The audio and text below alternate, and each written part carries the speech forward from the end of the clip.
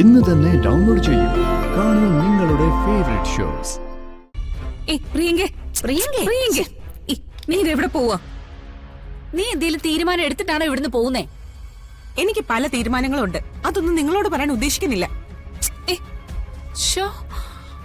മുത്തശ്ശി, അവളെ എന്തോ തീരുമാനിച്ചിറങ്ങിയിരിക്ക. അതിന് നിനക്കെന്താ? അമ്മേ, കുറച്ചു മുമ്പേ രാധ അവളെ ഒന്ന് തല്ലി.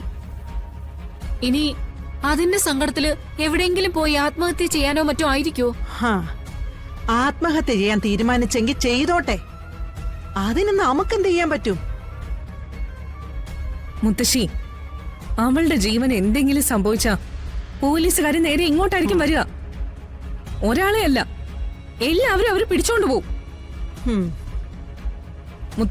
മുത്തശ്ശി മര്യാദയ്ക്ക് അവളെ തിരിച്ചു വിളിച്ചോ. മുത്തശ്ശി എന്താ? പ്രിയങ്ക ഇവിടുന്ന് ഇറങ്ങിപ്പോയി. ഞാൻ അവളെ ചെന്ന് വിളിക്കണമെന്നാ കൽപ്പനയും ഉർവശിയും പറയുന്നേ. മുത്തശ്ശി, ഇപ്പൊ അവൾ ഇവിടുന്ന് ഇറങ്ങിപ്പോയെങ്കിൽ അതിന് കാരണം എന്തേ ഇവളാ. അവളെ അടിച്ചതുകൊണ്ടാ. അവൾക്ക് എന്തെങ്കിലും സംഭവിച്ചാലേ അതിന്റെ ഉത്തരവാദിത്വം മൊത്തം നിനക്കാ. ഇവിടെ ഏട്ടത്തിയുണ്ട്, അമ്മയുണ്ട്. എന്നിട്ട് നീ എന്തിനാ അവളെ തല്ലിയത്? എന്തിനാ തല്ലിയെന്ന് രണ്ടുപേർക്കും അറിയണോ? എന്നെ ജീവിക്കാൻ സമ്മതിക്കാത്തവരെ ചിലപ്പോ ഞാൻ തല്ലും, ചിലപ്പോ ഞാൻ കൊല്ലും. അത് ഏത് തരം ബന്ധമായാലും ഞാനത് പരിഗണിക്കില്ല. ഓ, അപ്പോ നീ ഞങ്ങളെയും തല്ലുമെന്നാണോ? സംശയം എന്താ?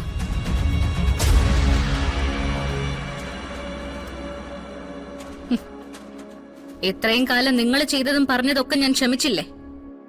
ഇനി ക്ഷമിക്കില്ലെന്നാ പറഞ്ഞത്. എന്നെ ദ്രോഹിക്കാൻ എന്തെങ്കിലും ഒരു ശ്രമം നിങ്ങളുടെ ഭാഗത്തുനിന്ന് ഉണ്ടായാൽ, അത് ഏട്ടത്തിയായാലും ചെറിയമ്മയായാലും, പ്രിയങ്കയ്ക്ക് കൊടുത്ത അതേ ശിക്ഷ തന്നെ ഞാൻ തരും.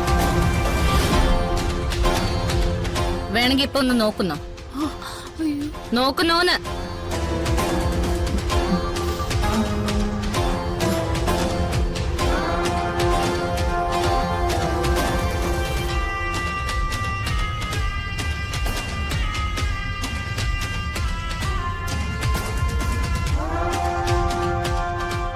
എന്താ മുത്തശ്ശി? ഇതൊക്കെ നീ എവിടെ ഒളിപ്പിച്ചു വെച്ചിരിക്കുകയായിരുന്നു? കുറച്ചു കാലം മുമ്പ് ഇതൊക്കെ ഒന്ന് പുറത്തെടുത്തിരുന്നെങ്കിലേ നമ്മൾ ഇത്രയൊക്കെ അനുഭവിക്കേണ്ടി വരില്ലായിരുന്നു. കൽപ്പനയും ഉർവശിയും പ്രിയങ്കയും എല്ലാവരും നന്നായി പോയെന്നെ. വൈകിട്ടൊന്നുമില്ലല്ലോ മുത്തശ്ശി, ഇനി നോക്കാലോ. എന്നാലും നീ പ്രിയങ്കയ്ക്കിട്ട് 2 എണ്ണം കൊടുത്തപ്പോ അതെനിക്ക് കാണാൻ പറ്റാതെ പോയല്ലോ. ദൈവം ചിലപ്പോ അങ്ങനെയാ. ഏറ്റവും ഇഷ്ടപ്പെട്ട ചില കാഴ്ചകള് കണ്ണിൽ നിന്ന് മറച്ചു കളയും. മുത്തശ്ശിക്ക് കണ്ടാ പോരെ. പ്രിയങ്ക എന്തായാലും വെറുതെ ഇരിക്കാൻ പോകുന്നില്ല, പിന്നെ ഞാനും. അപ്പൊ നമുക്ക് കാണാം. അവൾ ഇനി തിരിച്ചു വരില്ല മോളെ. അവള് നിന്നെ പേടിച്ചിറങ്ങിപ്പോയതാ. ആ പേടി അവളുടെ മനസ്സിൽ നിലനിൽക്കുന്നുണ്ടെങ്കില് അവളിനി കണിമംഗലത്തേക്ക് വരില്ല. ഈ ചങ്കൂറ്റം വിട്ട് കളയല്ലേടി മോളെ. അതങ്ങനെ തന്നെ നിനക്ക് കൂട്ടായിട്ടിരിക്കട്ടെ.